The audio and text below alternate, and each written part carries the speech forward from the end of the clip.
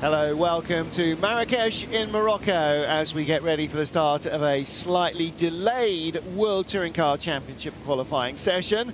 And an exciting prospect here as we have a new format to conjure with in the WTCC for 2014.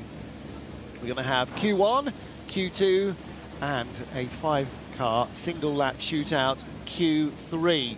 So we're going to be very interested to see, first of all, who goes into the top 5 and also to see who comes out on top in the single lap shootout. Now, to catch up with activity from earlier on, afternoon Zoe, we have to tell you that Gabriele Tarquini's Castrol Honda will take no further part in the weekend. He was hit in the driver's doors pretty squarely in the B pillar, in fact, by Gianni Morbidelli, and clearly there's been enough damage done to the shell of the car that he will take no further part. He himself is okay. I think he'll be feeling pretty stiff tomorrow morning, but Tarquini's season gets off to a shocking start. He doesn't even get as far as qualifying before being ruled out of the first race weekend, and we know from the Honda team that they are desperately trying to build up a second or a single spare chassis, and that is going to be even more urgent because not only does he not race this weekend, but the next race meeting is next weekend in Paul Ricard, Circuit Le Castellet, and he needs a car for that, and plainly this chassis might not be the one. When I need to catch up a little bit more with Andrea Adamo and the rest of the guys at Castrol Honda Racing to find out whether or not that car will ever race again, never mind next weekend. So the Circuit Moulay Al Hassan on the lap record, 1 minute 45 and change for qualifying, 1 minute 44 and change for the race. Those are set to be blown away. Key drama spots, this long left-handed corner 6, which is blind, and the chicanes, turns 4 and 5. Also the 9, 10, 11 first chicane. You lose a lot of aero and a lot of traction if you use too much curb. Same in the second chicane, and then down to turn 15, the hairpin at the end of the lap. Potential for over-braking there, potential for out-braking yourself is even greater there as well. But it is definitely one of our key overtaking opportunities. And a corner that's vital to a good qualifying lap as well, not just because it is the slowest, but because you can give away an entire lap's worth of progress by getting it wrong. See our Valvoline grid girls busy doing their do down at the beginning of the pit lane, but this is what happened to Gabriele Tarquini. Outbraked himself, no major biggie, but then Gianni Morbidelli gets it all wrong, bounces over both parts of the chicane, and look at that. Tarquini's not even looking, doesn't see him coming, and suddenly it's what happened. Massive impact squarely in the side of the car. Well, Gabriele, I think, is okay. Let's hear from Spider-Man. Alex is with him in the pit lane. Yeah, thank you very much, Martin. And I am here with poor old Gabriele. Gabriele, really, probably the worst start to the season. Yeah, cannot be worst because, I cannot race because the chassis is totally broken, totally bent on the side. It was a very strong impact. Talk us through what happened. For the filler, I arrived a little bit too long on the corner number 4. I went straight on the escaped roads. I was slowly rejoining the track, and I think Morbidelli lost the control of the car, so he ended crashed to me. It was I was in a bad moment, in the wrong moment. And your relationship with Morbidelli? No, I mean he was crying after the crash because he was thinking that I was really not fit inside the car, not fit well, because the impact was very, very strong. But I reassure him after a few seconds that I'm okay. There is nothing. I mean, it's just the car, it's just the chassis, but I'm okay. I mean, in 2 or 3 days, I will be like before. Yeah, back maybe tomorrow. I will have a little pain, but it's not a problem. Well, hopefully we'll see you next weekend. Okay, I hope to see you soon. Well, and that is the key thing. Hopefully we will see him next weekend. We should see Gianni Morbidelli in the race tomorrow, but he will not be out in qualifying today. Heavy frontal damage to his Munich Motorsport car, so he will take no further part in today's proceedings, but should race tomorrow, we hope. Tom Coronel had to sit out the second free practice after this moment in turn 9, 10, 11. It's a biggie. But that's 12, 13, 14, isn't it? The second chicane. Damaged all areas of the car. Talked to him afterwards, said, you were never going to catch that even in the BMW, were you? He said, no, that was gone. Gone. He's okay, car is okay now, I gather, and should be ready to go out. But he did say when it got sideways and he saw the wall coming in through the passenger door, he thought that was the end of his weekend. The Royal Motorsport boys, their first race weekend with that car. They've never raced the Chevrolet before in any form, and so they are working hard to get that sorted out. Mehdi Bennani had a little bit of tyre contact, right front corner of his car. That's all sorted out now. The Moroccan, he says being on the podium in this championship is like being a world champion at anything else. For a man from Morocco, he said, to be in that kind of company, to be in a world championship and to be on the podium is just unbelievable. If he ever gets the chance to win a race, then he's just going to be beyond excited. Sebastian Loeb and the Citroën likely to be challenging for pole here when qualifying gets underway in just a few seconds. The first qualifying run of the season gets underway. Ivan Muller at the head of the queue, already setting fast sector times at the end of the previous lap. And the Frenchman in this brand new Citroën C-Élysée out to replicate what they've been doing in testing and hopefully what they've done in free practice here, which is to outrun the whole field. Thiago Monteiro has brought his car in. See them popping in the little data downloading aerial there. Gabriele Tarquini will not take any further part in the race weekend, so just the one Castrol Honda. What are we seeing here? That's Tom Chilton, outbraking himself in the Chevy. Matt Neal hot from the pit lane, and Matt, it is hot, isn't it? It's nice and cool up here in our commentary booth, but it is properly warm outside again now, so track temperature will be in the 40s. That's right, Martin. Air temperature's just shy of 30 degrees now, so another casualty, I understand, is Morbidelli's not going to take a part in the weekend, so that's two very quick cars we're going to lose for the weekend, which is a bit of a shame. Well, they're still hoping to get Gianni Morbidelli's car out in the race tomorrow, but certainly no chance of unbending it from the shunt he had with Tarquini for today, so we'll wait and see how that works out.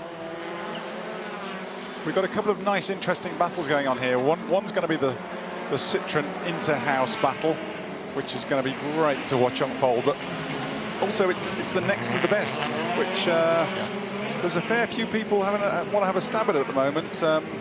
Tom Chilton's feeling pretty bullish. He's hoped to be up there, and he stuck a couple of good laps in, so yeah, but he's going to have obviously Coronel and the Lada boys as well. Well, Muller goes fastest, as you might expect. Jose Maria Lopez second fastest, also as you might expect. And Sebastian Loeb goes second fastest now ahead of him, also as you might expect. One car, that car, the white and Dayglow yellow car of Hugo Ballon, that's been quick.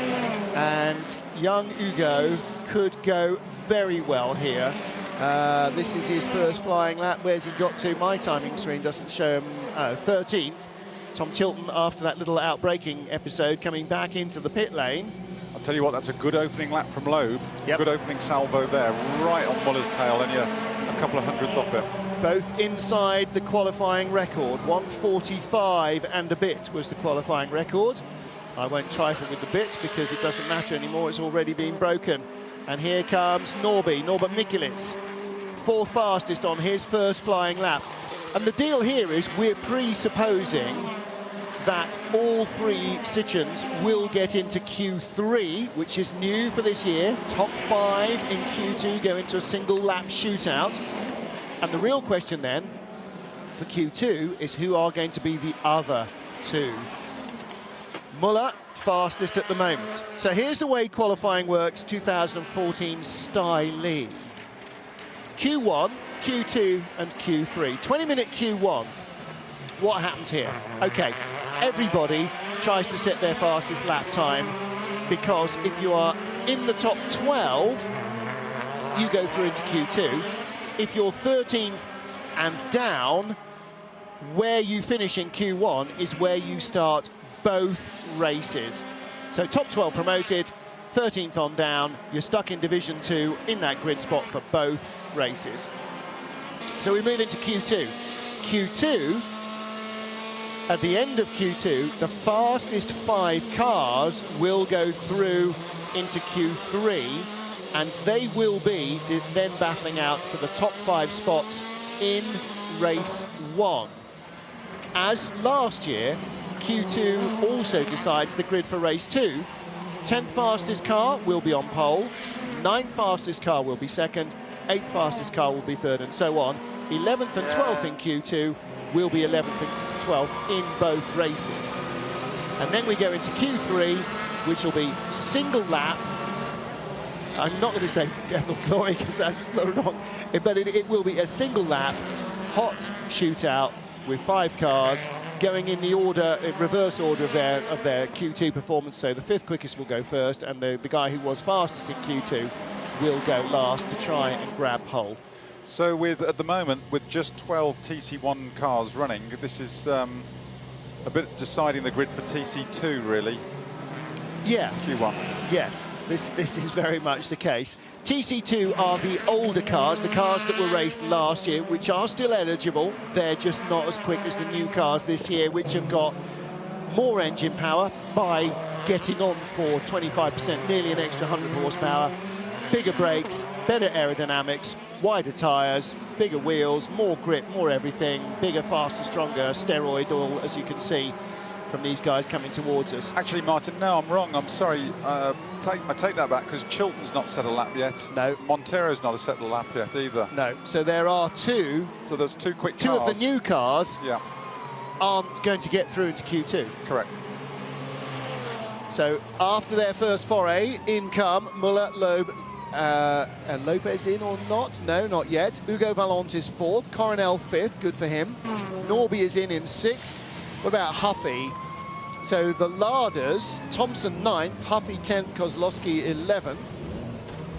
And still real new car issues with that. Hugo Valente, though, 4th place, is fast painting himself into best of the rest position.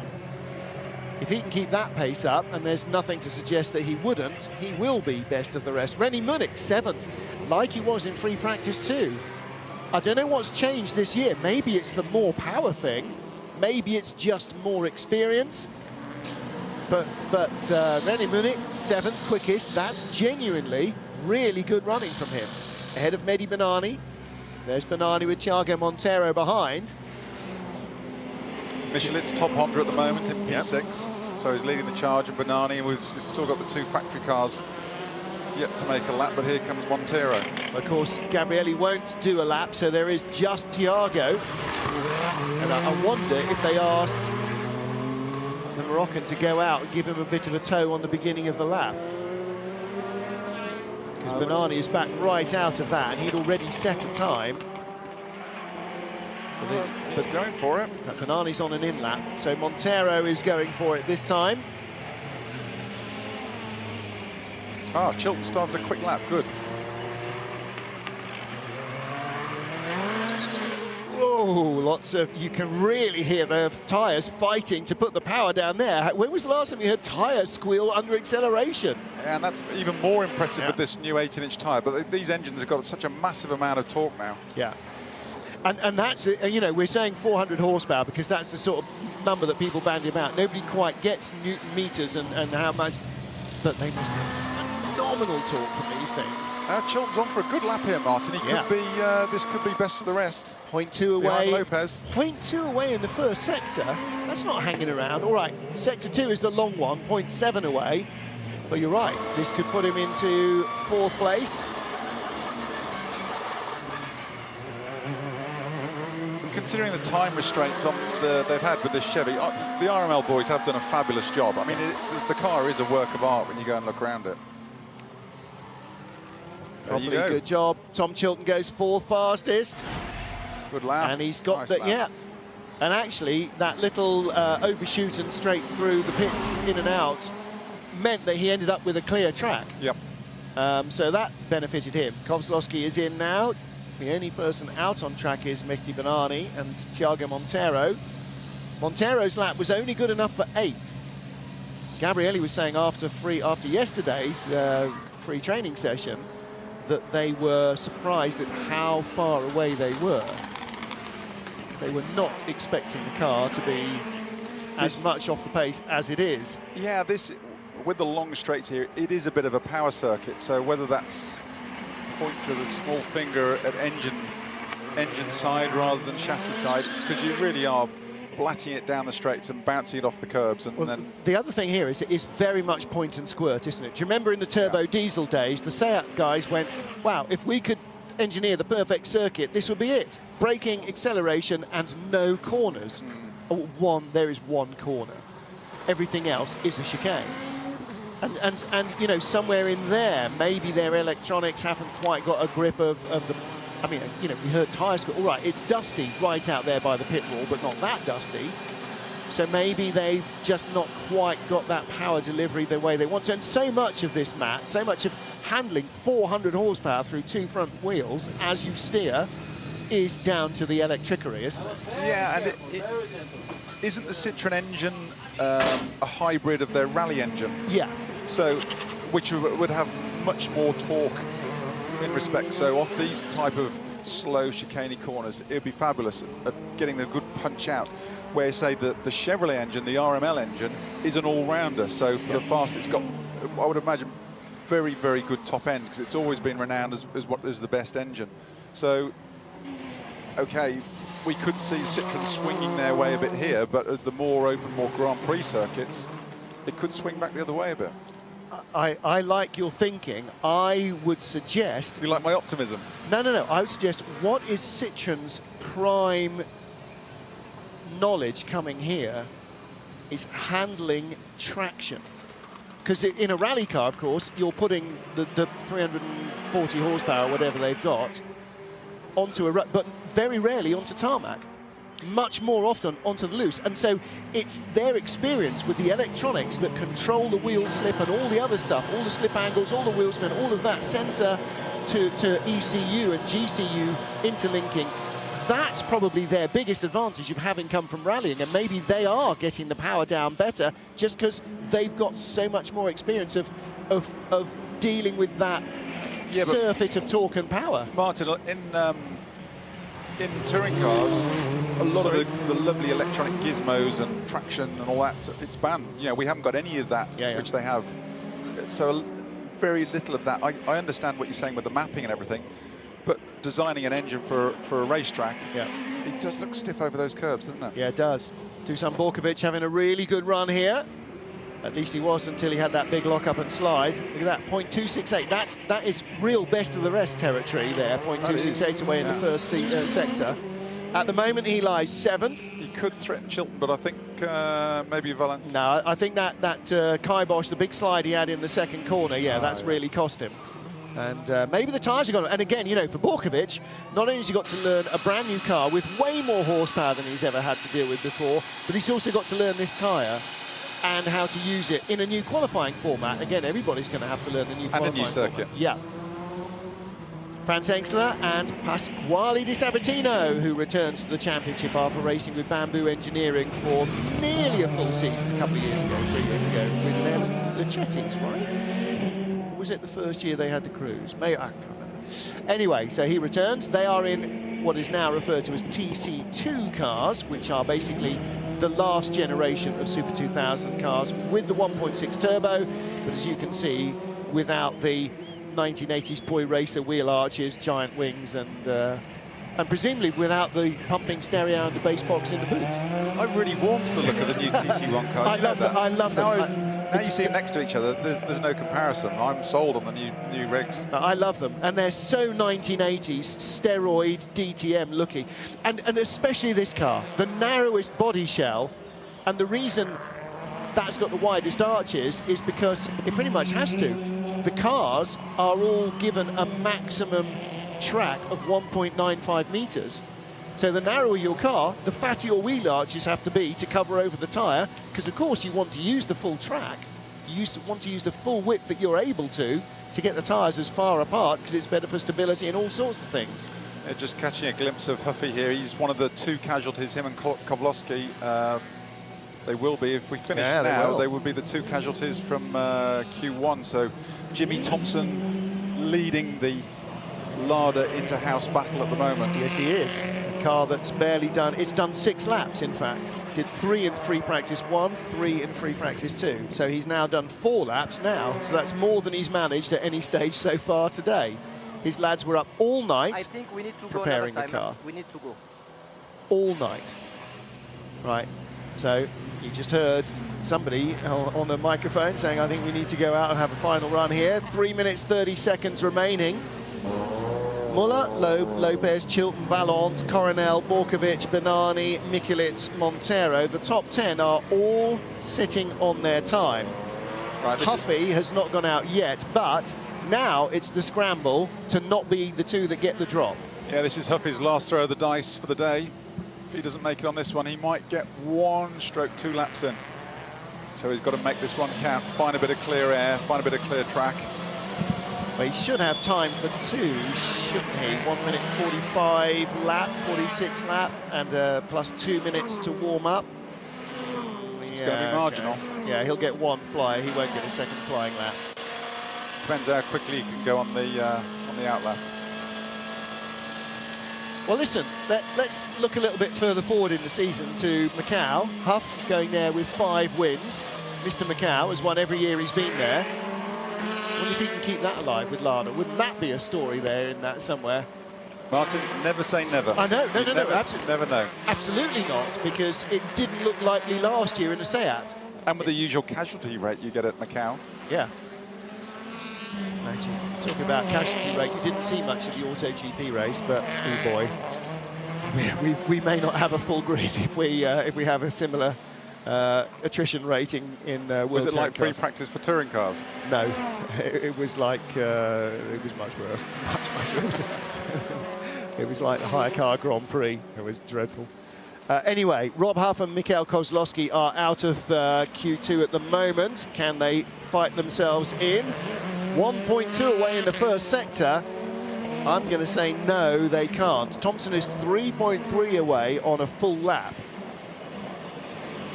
And he is in the drop zone. Rennie Munich is in the drop zone as well. You can see them, their numbers highlighted, their positions highlighted in light grey, 11th and 12th. Thiago Montero not necessarily safe, although he has just set the fastest final sector of the entire session for anybody. So that probably means he's straight-lined the chicane at 12, 13, 14, the second chicane on the back straight. That's not bad for Tomo so far. Yeah. Oh, there you go. Thompson's gone in front of Rennie Munich. So that's 11th quickest for him. Munich now on the bubble. It all depends on Huff, what he can do. Minute to go as Huffy gets to the line.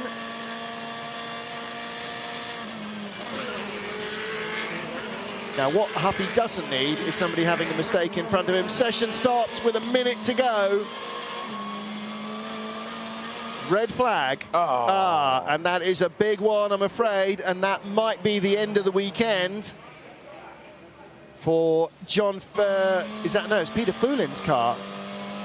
Peter Foulin, the Czech driver who comes out of the European Touring Car Cup. Okay, on the radio now, I'm sure everybody's going back off, back off, back off. Noticing, of course, that Huffy has brought his engineer from last year with him, who was engineering the SEAT. He's now engineering Robin the Lada. And Matt, you know, you're very familiar with that. It's a very close relationship between a driver and an engineer, and when you find one who can not only translate what it is that you're saying, but also come up with the answers, you want to stay with them. And if you change teams, you want to stay with them because you want that little intimate relationship to help you progress. That's absolutely right. Every driver has a different style of driving, much the same as a different style of handwriting. And what makes one driver tick and fast doesn't necessarily make another one. And it works really well. That's why you get good pairings. You know, you get two drivers in a team who like the same thing. They can cover a lot of ground very quickly. And get his thoughts. Lada team all lined up, but only one of the three, James Thompson, will be going back out into Q2. His engineer is talking to him, and we will hopefully catch up with Rob Huff in a moment or two. His first qualifying session for Lada ends in Q1 on a hot lap when the red flag came out with a minute left in the session. He started a lap, and it was kiboshed, I'm afraid, by somebody else's incident. You see Ben Constantiouris is down there in the garage. I'm not sure that Rob's particularly thrilled about talking just at the moment, so we might need to catch up on that in a moment. So we've had Q1, Matt Neal. We've now got Q2. Little bit of a wait while Peter Foulin's car is craned away back to Campos Racing, one of the older TC2 style Seats. And then we're going to go into Q3. But first, let's have a quick word with Rob Huff, because he, like us, will be watching from the sidelines. There's his friend Andy. Quick word, Rob. Sometimes you need luck in motorsport, don't you? And you went out there with a nice clear track, and it didn't happen for you. Yeah, for sure. You know, we were quite up on the split time on that particular run. We had a big vibration on the first set of tyres, which is something we haven't had this weekend, and something was wrong, and so I sort of aborted the first run effectively. And then, yeah, we were sort of 7-8 tenths up on what we had done on that lap, and unfortunately the red flag came out on the second chicane. So that's the way it goes sometimes. It's motorsport, but we'll fight back. What was the idea of splitting the time that you went out with Tomo? Because obviously he went out earlier to get that time in. If we had that much organisation going on right now, Ben, that would be great. But we haven't. You know, we're here for the first time with no testing, and it's simply trying to get the cars out, get as many wheels turned as possible, get as much data as possible, and trying to get them set up. You know, we've been really fortunate this morning with my car that we've had no problems at all, and yesterday, unfortunately, we got the first problem just now, and it looks like Tomo's finally got all his problems sorted today. So fingers crossed he can do something. Thanks for talking to us. Cheers, thank you. Yeah, fingers crossed for Tomo and Huffy. Well, Matt, you've got to take the rough with the smooth. There's no point getting aerated over something. You know, when you make a mistake, get upset with it. When somebody else does, there's no point. Let's catch up with Gianni Morbidelli, who's also out of qualifying. Thank you very much, Martin. Yes, talking about taking rough with the smooth. That is exactly what poor old Gianni's been doing this morning. Gianni, not a good start. Yeah, unfortunately, this is the worst way how to start the championship.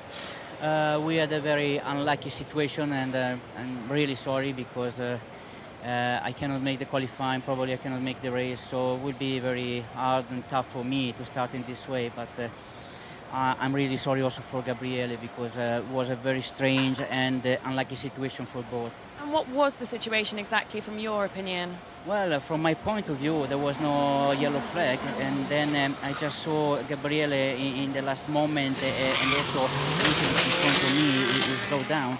And in that moment, I decided just to go to brake inside, just to avoid them. But unfortunately, there was a filler, and there was the oil on the track. I lost completely the brake, and in that moment, I jumped on the curb, and I crashed on Gabriele. I was really worried for him because the crash was quite big, and you know, and I saw him; he couldn't move from the car. You know, this is the game, unfortunately, and now I just hope that all the mechanics of Munich Motorsport can do a good job and give me a possibility at least to start tomorrow. It will be very hard. Start tomorrow, and Gianni, of course, fingers crossed for next weekend for you as well. Yeah, it will be not. Yeah, as I said, it's the best. It's not the best way to start the season, but this is a part of the job. You know, I hope so. I hope to do something better in the future. Thank you very much. Grazie to Gianni Morbidelli. Always good to hear him chat. As he said, very unfortunate for Gabriele to be caught out by that mistake. And Gianni holding his hand. I mean, there was no option. So for future reference, when we get a long red flag, Gianni Morbidelli is a good guy to go and talk to, because you just say, hey, Gianni, and you've got 5 minutes of airtime filled there. Peter Fulin, the driver from the Czech Republic, waiting for his car to be lifted, loaded. Oh, we'll go for slipstreaming trucking again. Excellent. Let's see if they can get a quicker lap out of them this time. Look, there's some debris from the, otherwise known as cars, from the AutoGP series session. We also had some very nice live chicane curbing replacement action going on there for quite some while at the beginning of that race. I'll tell you what we haven't mentioned, Martin, which, I mean, does need an mention, is Franz Engstler on pole of TC2. I mean, there's life in the old dog yet. I mean, how old is he now? And the BMW. Badum. And the BMW. Yeah, absolutely. He the is drum roll. 54 this year. 53 this year. Yeah. Right, so, but great effort. Absolutely great effort. So, somebody on Twitter is using a big stirry stick. Audi Sport Fan wants to know, do you prefer the Tourer or the DTM style TC1 in terms of looks?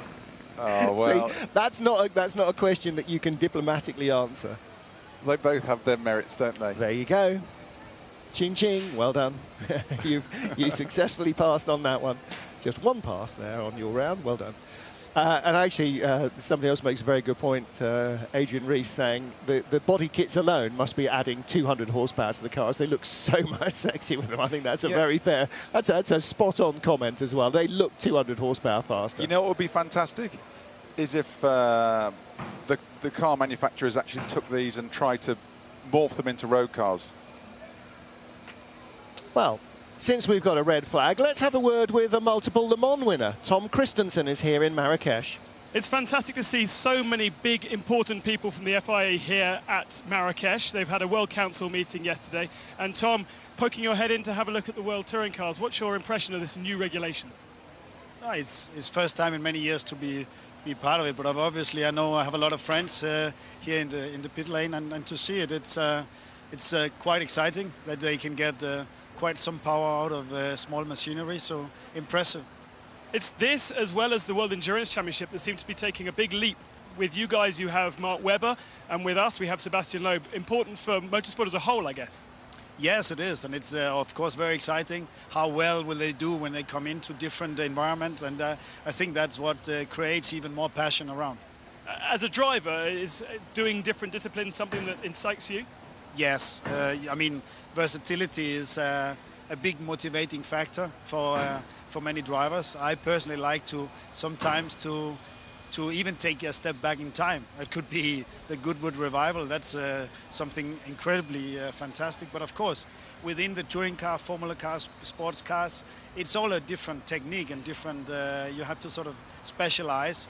Definitely, if you want to compete at the highest level, you need to work very, very hard at trying to get the tricks correctly in combination with your team and engineers and getting the setup of the different characteristic of the cars right. So your brain must be now much focused on next weekend, the start of the World Endurance Championship. Looking forward to it?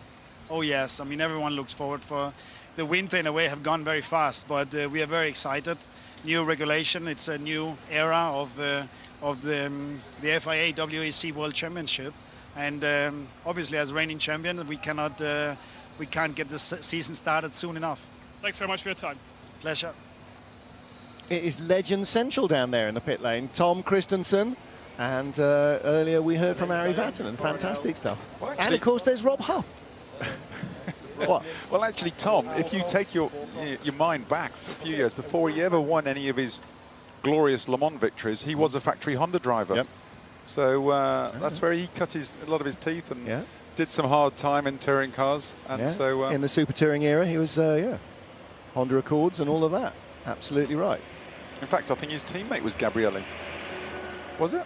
Or Peter Cox, one of them.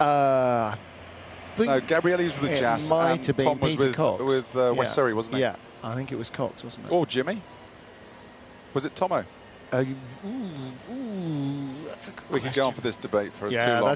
You see, the problem now is that we're making hundreds of people shout at their television screens, "It was West Surrey, you idiot, it was Peter Cox." I'm too old, I can't remember that. Just going back, Franz Engstler on pole in TC2, and obviously Fulin's second, but with that heavily damaged car, he's not going to get a chance to run that, even if they do get it repaired okay for the races tomorrow. He's going to have to go out in the cold, basically. Yeah. Well, with no morning warm-up, and that's another change to the championship, he won't have a chance to run it. It will be going out to the grid. He'll probably do a couple of laps through the pit lane as he goes out to the grid, because there will be no morning warm-up to check the cars out. So Tom Coronel, as everybody else, having just a little bit of a doze. Taking a remarkably, this is almost Sebring style length of time it takes to sort out an incident. How is it taking that long to get a car onto a flatbed? Tom's nodded off now. This is habitually our Norbert Mikelic shot, isn't it? This is normally a Matt Neal shot, but they've got me a couple of times on that. On the grid. Now I think they broke the gearbox in the recovery truck, broke second, third, fourth, fifth, and sixth, didn't they? They've only got first.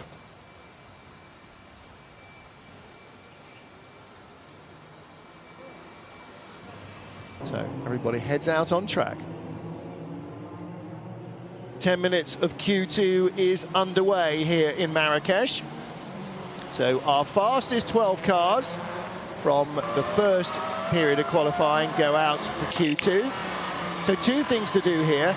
Get into the top 10, because that will be the top 10 for both races in one form or another, and try and get into the top 5, because then you go into the top 5 shootout, which will put you in one of the top 5 places on the race 1 grid.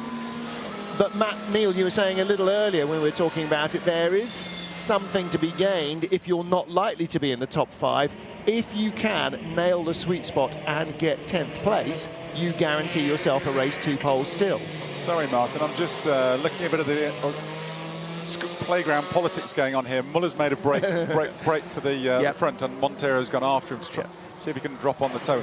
I don't think Muller will mind that, because it'll give him a bit of a towing buddy to share the slipstream with, and he won't feel threatened by Montero in the Honda at the moment. So you could see those two working together here. Yeah, I think you're absolutely right. And we saw him go off on his own in free practice and in Q1, leaving Loeb and Lopez to kind of either tow each other around or not or whatever.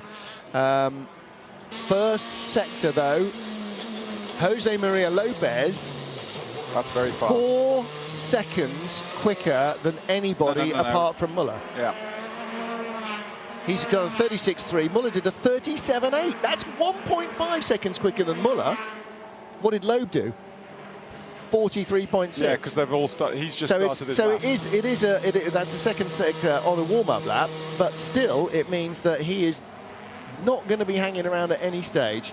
Yeah, but his front sector's miles off, mate. So. Yeah. Okay. So here we go. Starting the fast lap, Muller, and behind him, Lopez. So whatever Muller is doing, Lopez is watching and learning immediately. Yeah, Lopez is trying to shadow him. I wouldn't have thought Ivan would like that. He's a quick bunny, Jose Maria Lopez, and he's nobody's fool. He's going to be very difficult for Ivan to shake off all season long.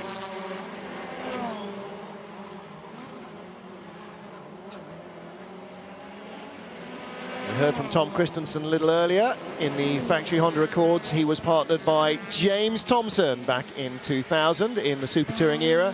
And Matt, these cars looking increasingly like the final fling of Super Touring when they were as extravagant as they could be, and they're Martin, Loeb fastest front sector out of all of them. Wow. Out of Lopez and Muller. Now, where is he and who is he being towed along by? There he is, he's on his own. You're not a 10 times world rally champion for nothing. Oh, and Borkovic. Yeah. Wow, Dusan Borkovic, faster than anybody in the Chevrolet. Faster than anybody in the front sector. Muller goes quickest in the second sector. Lopez is 3 tenths behind him in the thing. But Loeb is on his own. He's ploughing his own furrow and doing one heck of a job with it. Loeb still yet to finish the second sector. Yeah. Now, what about Borkovic? Fastest second sector is a 31.7. Nice. He does a 32.2. But he was a tenth quicker than... No, Borkovic is off in the second sector. He's lost half a second. Yeah. But that still means on aggregate he's only 4 tenths down on Muller. Borkovic could be in the top 5 Muller's fastest, Lopez is second, Bennani third, Mikelic third, Thompson fourth. Where's Loeb's lap coming in? Ooh. He's down to the hairpin, Loeb goes on to pole. Muller second, Lopez third, Chilton fourth, Rennie Munich fifth, ahead of Mikelic, Coronel and Thompson. Vaillant at the bottom of the pile. Montero is in 11th at the moment, won't go through into a top 10 reverse position. Mehdi Bennani at the moment will be on race 2 pole for Morocco. Wow. And they're going quicker again. The Citroens are going quicker again. Lopez has just set the fastest first sector time of anybody on his second flying lap. He's got closer to Muller then. But those three don't need to bother. They need to look after their tyres. Yeah, well, they're all learning. Because they're in the top 5. Borkovic is 5th. Borkovic and Chilton would go through. In fact, Lopez wants to stay where he is, so he'd be in front of the other two for race 2, doesn't he? Yeah. He needs to back off now because he's safely into Q3. Yeah. And sit there. Well, he's on a better lap. Somebody obviously hasn't told him. Now, see, now my timing screen's arguing with the screen. My timing screen says his second one is only a personal best, not a race best or a session best. Anyway, Lopez is piling on the speed. What's Muller still doing out there? Are they cruising round in case somebody else goes quicker? They're not going to get bumped out of first and second. No. Loeb goes faster, Lopez goes faster rather, into second place ahead of Muller. And Loeb is flirting with the curbs. Well, that was Lopez, wasn't it? That was an overhead shot of Lopez. Ah. Oh, look at that. Citroen's almost all identical times. Yeah. 43.7 for all of them. 4,000s. Loeb, 4,000s in front of Lopez. Lopez, 1,000th in front of Muller. 5,000ths of a second covering the top 3 cars. The next car in 4th place, Dusan Borkovic, 1.3 seconds away. Chilton, 1.3 back in 5th place. Again, there's 400ths between the two of them, so they are going through in their Chevrolets into Q3. We've got 3 minutes remaining. There is time for a lap, but who's got one? Montero's out of it then. Yeah. Well, he's got 3 minutes left to go. If he can Montero's 7th, more in. but he was 2.1 away. He's got to find 0.8 of a second to get into Q2. I'm not sure there's 0.8 of a second to be found in the Honda. I don't think they packed that. It's getting pretty close on times on the bubble, Martin. Yeah. You know, you've got Bennani, Coronel, Tomo. Well, Bennani's just improved to 9th, and Coronel is now in 10th place, so he would be on the race 2 pole in his first start in a Chevy. Michelet's, there's about 3/10 covering all of them. Now, is Bennani 1.2 away? Is Bennani going to get into the top 5? Is he not content with the race 2 pole? And is he going to go for race 1 glory? How close will he be? Again, here, the wheels spinning up there. He comes across the line, goes from 9th to... 9th. Oh, plus 2.5 away, so he gave that away on the final sector. Why didn't he just come into the pit lane then? Only 2 minutes to go. He's going to be on the front row for race 2 here in Marrakech. Oh, and Tomo's whacked the tyres. Finding the circuit limits. Look at the tape, not for the first time. And again, Matt, we touched on this in free practice. But you're so low in the car, you can't even see the bonnet, never mind the foot of wheel arch on either side that's sticking out into the air. So placing these cars first time out is it's impossible. But I don't know why they put those tyres there, Martin. It just makes them... Stops them taking the corner off on a wall and red flagging every session. See, somebody has hit a tyre stack in every single session, and more than one somebody. We'd still be in free practice 1 if it was just concrete walls. No, but they wouldn't hit the walls. They would. They would. How many clipped the wall on the way in last time? They can't, but they can't judge. None. Yeah, but they've got an extra foot of wheel arch. Yeah, but they're pushing the limit because they know it's a tyre. Hey, listen, we had enough trouble with the single-seater children ripping bits of curbing off. We don't need to be stopping for the grown-ups in the touring cars. Norbert Mikelic comes back in. 8th fastest, sorry, going again. 8th fastest for him. Well, I reckon Chilton is in about the best position at the moment. 5th means he lines up 6th. for race 2, and he's still got a stab at pole for race 1. Now, he's still toodling round, Tom. Can't imagine why. No, he is coming back in, Norby. Well, with only 40 seconds left on the clock, well, that could be just about where we're at. Bennani's out on track. Yeah. Valente is out on track, and Chilton is out on track. Oh, Tomo has called it a day. Yeah. 11th for him, so he will start 11th in both races. That's a shame. It would lovely to see a Lada start on pole, wouldn't it? Yep. So, well, we got close in Monza last year. Don't remember, he was 8th place or 9th place when he got T-boned in that first chicane in qualifying. It just they've got this Eureka engine, and they're not short of power. You know, it's got a good engine. So, at a point and squirt circuit like we've got here, it could have really spiced it up and give us some excitement. Quick little bunny. It'd be great to see it on pole position, and who knows. Well, Tom Coronel, 10th place, still sat in the car, seated, sorry. I don't know why he's sat there. Checker flag is out. Well, he's not going anywhere. I don't know why he's still in the car, but he will be on pole for race 2 tomorrow from Mehdi Bennani. Norbert Michaelis will line up 3rd, Thiago 4th, René Munich in 5th. It's going to be Thiago's best chance of a decent race result, will be in race 2, won't it? Because he'll be 7th on the grid in race 1. We're going to have to wait and see how quickly the Citroens come through the field like we used to do with the Chevys last year. So Mehdi Bennani, front row for race 2, 9th place on the grid for race 1. He looks pretty happy with that. And if he hadn't gone a fraction quicker than Tom Coronel, he would have been on pole for race 2. Hugo Valente, 12th place in both races. So he'll line up alongside James Thompson. It'll be easy to spot him, isn't it, with that white and day-glow yellow. And Chilton, 5th place, getting ready to go in Q3.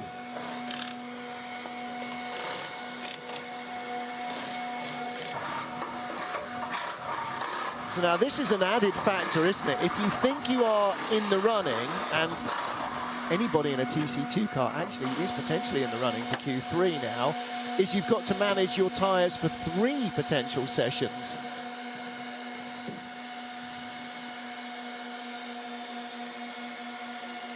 Martin, don't they have an extra set of tyres for the top 5 cars who make Q3? They are given an extra set of tyres, but don't they have to give back?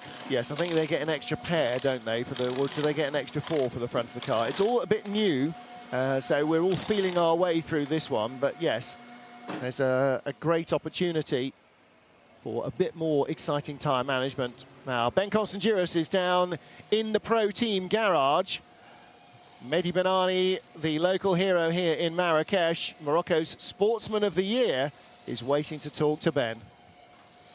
Well, it's great to have a local driver on any grid, and Mehdi Bennani has a massive following of guys here who all applauded when he came into the pits. A front row start for race 2, perfect for the plan. Yes, if I hope some things, the best can happen in Marrakech, it's this. So, first row for race 2. It's fantastic for me because every time we have been down the speed, we are same as factory driver.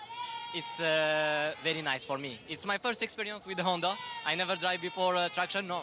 Two times Seat in 2009. But for me, it's fantastic. First row for race 2, it's fantastic. So no warm-up tomorrow morning. The next time you get in that car is for race 1. Does that change how you approach this evening and the race day?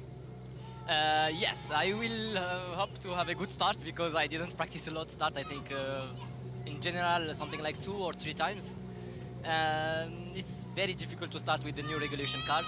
I hope to don't do any mistake and to be clever in the race. And I already do a half of job.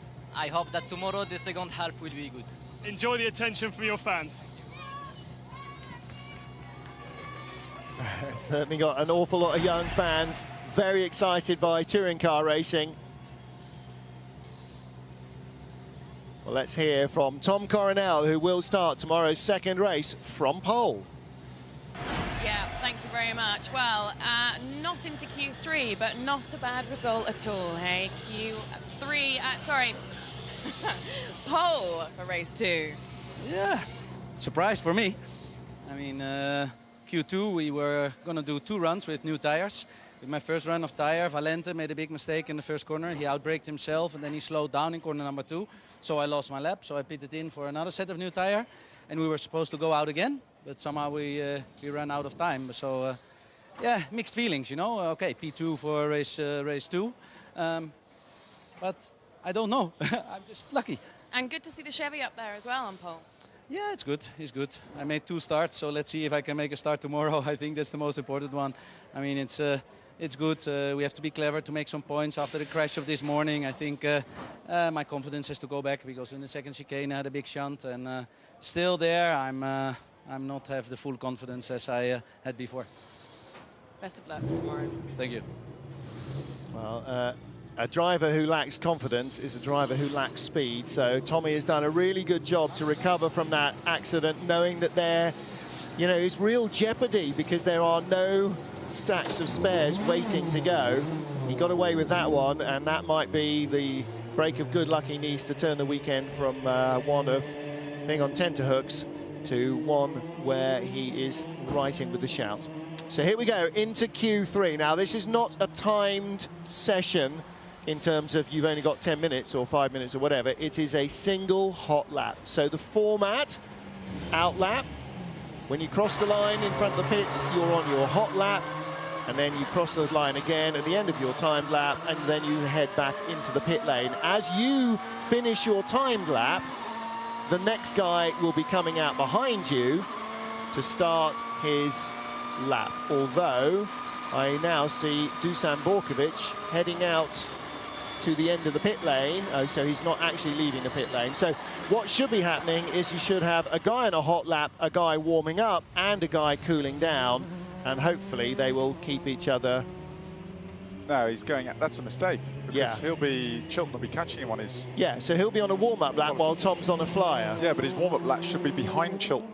Are on his fast Citroën lap. sending the cars out to deliberately trip each other up so that then the track is free for the 3 Citroëns to go and do what they want to do? I can't obviously suggest that being the he's case. been released too early, I'm sure, because Chilton needs to cross the start-finish line before Borkovic was allowed out. So, or if not, they're all going out at 30-second intervals, in which case we should now be seeing some Citroëns going out, but we're not. So yeah, that is a mistake. So I don't know if it's a mistake by Royal Motorsport sending him Campos. Well, I don't know. Yeah, Campos rather sending him out, or but he shouldn't be. You shouldn't be allowed to leave the pit lane. No, he should have been stopped. He should have seen a red light, or a man with a board or something. Because now the race director's got a driver warming up on his set of tyres. No, he's got 2 drivers warming up on their tyres. But with a driver who's going to catch in the wrong place. That was my point. Is that he's going to, and you know, so already the first running of this, which is complex enough, has gone completely TU. Here comes Chilton. It's a big pressure one now. Yeah. Mum and Dad are watching in the garage here. No clashing Grand Prix this weekend. Well, the Max, of course, still racing in Formula One. It's fantastic, Martin. As a driver, there's no better adrenaline rush, 1-lap shootout, because the pressure's on. You've got to push it to the absolute limit, and you can't afford to make any mistake. 1 lap, push to the limit, no mistake, in a brand new car with 25% more horsepower and 75% more torque on a street circuit. With a load of concrete walls around you. Apart from it could be raining. It's fantastic, isn't it? You could hardly make it more squeaky bum than it is. Brand new car, no spares, no testing, street circuit. Oh, there you go, Borkovic, black flag. Right, okay, well there is a fundamental flaw if cars are able to leave the pit lane during a single car shootout. So first of all, there's a misunderstanding at Campos of how the system works, and secondly, there's a fundamental flaw with the organisation.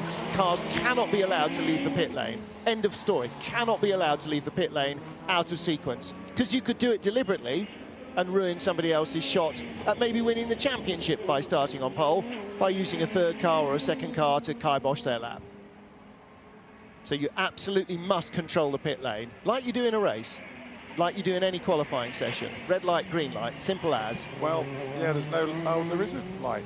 Yeah, of course there's a light. And a man operating it. Well, not properly then. Tom Chilton comes to the end of the line, and he goes on a 1:44.8. Now, unfortunately, our timing screen doesn't recall his previous lap, so let's see if somebody managed to tweet it.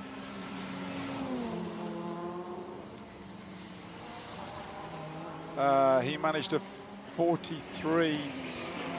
No, he didn't. What am I talking about? A 45.2 before. Right, so that's another improvement, and fresh tyres should have done that for him. No traffic, no fuel, 1 lap. Borkovic. That's a good salvo off Chilton. If he only needs one of the Citroens to have a slip-up, snag a wall, take a curb too hard, and they're all going to be pushing. All 3 of those guys are going to be pushing hard for bragging rights internally in Citroen. So Chilton could very easily ended up getting amongst their party here. Right, so Borkovic is slowing down on his way back to the pits, and Ivan Muller, I didn't see him leave the pit lane. Is this a warm-up lap, or is this actually his flying lap? This should be a his warm-up lap. Yeah. Okay, so the pit lane buzzer signifies in my ears, I think, that Chilton is in, but is Borkovic in as well? Unfortunately, even if I stand up and press my nose against the glass, I can't see down. He's in the pit lane, thank you, Ben. So Borkovic is out of it. That's a complete fumbling of a golden opportunity for Campos. Now, the fact that he's been black flagged doesn't stop him being in the top 5, I assume. So he will be 5th on the grid unless a Citroen wrecks. Well, he would still be 5th on the grid. Yes, I'm assuming black flag doesn't mean that he's dropped out of qualifying. Well, I hope not for his sake. Yeah, I hope not for his sake as well.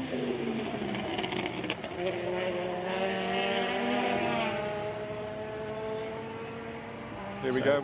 Muller's coming down to the last corner, about to start his lap. Even the man who knows the rule book and isn't talking into a microphone, Neil Hudson, doesn't know whether Borkovic gets 5th or back of the grid or somewhere in between, or who knows. So here we go. Tom Chilton on pole at the moment.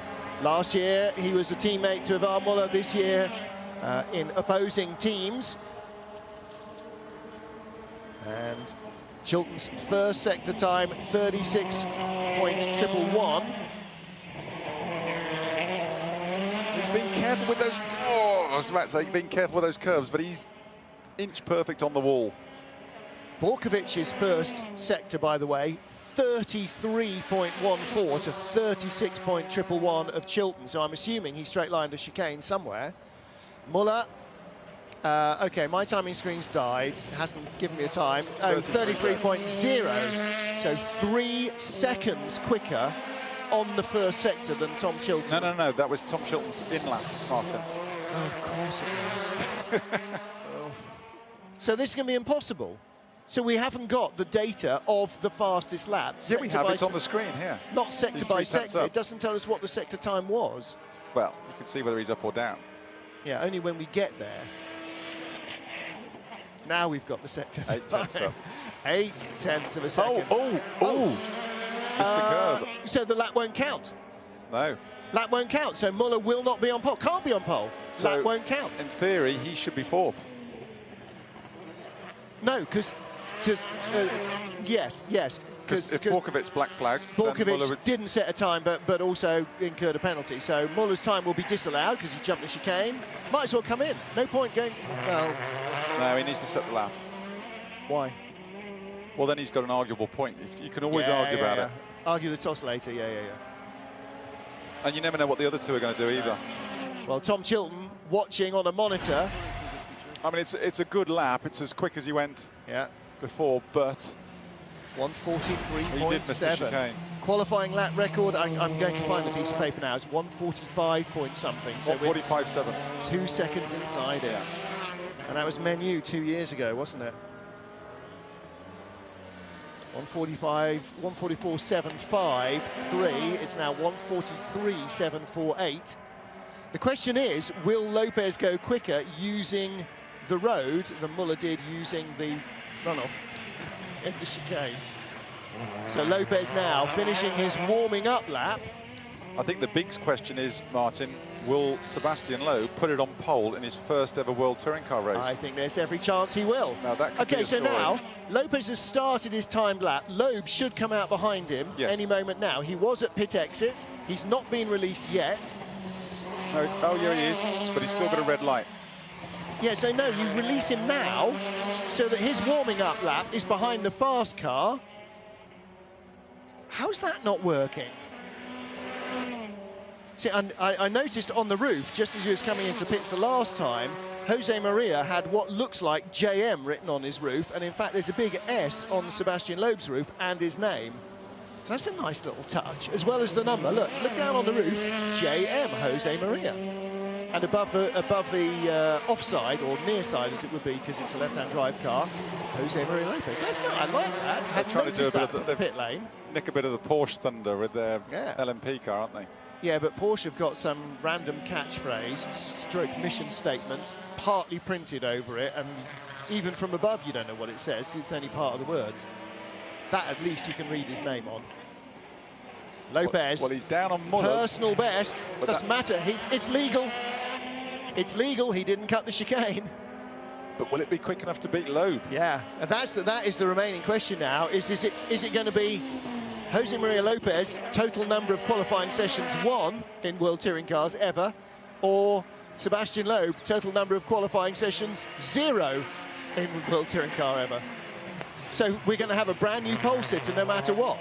If Muller will not add to his 43 or whatever it is pole positions career. 966 poles. Yeah. Lopez goes. Ooh, very 1:43.730. What a final sector. That was quicker than Muller's lap anyway. I think Muller must have known in the end. Muller set a .748, Lopez a .730. Am I being facetious saying every single car now there's a little bit more rubber down? Seb Loeb warming up the tyres. Of course, he's got experience of this, real pressure stuff. Tarmac rallying, he started in tarmac, Super 1600s in France and Citroën Saxos and all sorts of stuff. But of course, Super Specials as well. That is that against the clock, really short, really intense burst of rallying action. So he's got all the experience of this. Yeah, actually, if anybody, this one-lap shootout is going to suit anybody, it's going to be Sebastian Loeb, where you get one crack, one chance, and you've got to make it count. Because nobody's used to this. Well, we've had a miscue from 2 of our top 5, one by the team, one by the driver, and now it's down to the new boy, Sebastian Loeb, to go to the top of the class on his first day at big school. No disrespect to World Rally Championship, but it allowed me to carry on the simile there for a little longer than necessary. So Tom Chilton and Ivar Muller are watching. Jose Maria Lopez is fastest at the moment. Muller's lap should be disallowed, and if it's not, I don't know what parallel universe we're in again. Chilton currently could start on the front row of the grid. In fact, Chilton currently is starting on the front row. He's on the front row of the grid. So if Loeb goes quickest, then fast. It'll be Citroën 1-2. Faster than anybody so far. Faster than Muller was. Faster than Lopez, the pole sitter, was. Yeah, but where Lopez made it big time was in that final sector. That's going to be the telltale one, is the last sector. Up again. 2 sectors up, but he's gone from 800ths to 100th in front. He only needs to be 1,000th in front, and don't forget the 3 Citroëns were covered by 5,000ths in free practice. He was good through there. Very good. That used a lot quick. of curb. Very smooth, looks so like not balanced. sliding on the exit. Yeah. Captain, chuck it sideways. I don't think so. We could be watching a little bit of a piece of history here. Sebastian Loeb is on target for pole position. Jose Maria Lopez will start on the front row, but will he be fastest? He is! Lopez, 3rd quickest lap, Loeb brother, 3rd quickest lap, but surely Muller's lap cannot be allowed to stand because he didn't use the racetrack. If it was a normal qualifying session, or even in free practice, time would be disallowed, the fastest lap disallowed, if you don't use the road. And Muller did not use the road. He was all 4 wheels inside the curb. Can't be allowed to stand. Yeah, but who's going to protest him, Martin? Can't be allowed to stand. Citroën aren't going to protest their own driver. He should not need protesting. That's why we have a stewards panel.